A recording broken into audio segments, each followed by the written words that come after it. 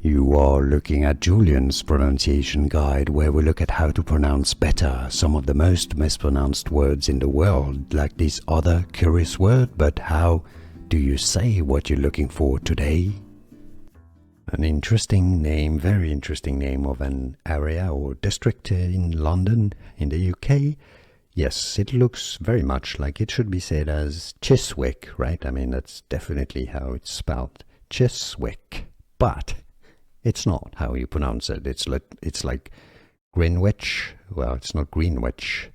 I have a video for you if you want to learn that one.